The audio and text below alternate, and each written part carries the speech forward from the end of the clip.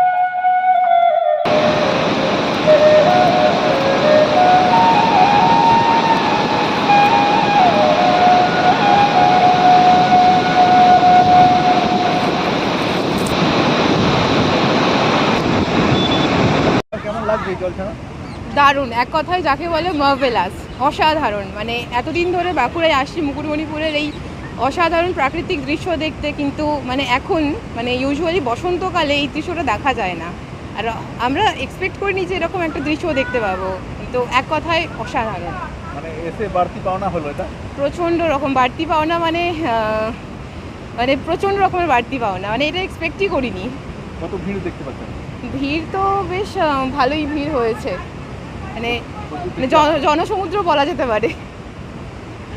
আর এখনো পর্যন্ত যারা আসেনি, আসার কথা ভাবছে, তারা এক মুহূর্তেও দেরি না করে মানে 3-4 দিনের মধ্যে মুকুটমণিপুর চলে আসা উচিত, মানে এই অসাধারণ দৃশ্যটা নিজের চোখে দেখার জন্য।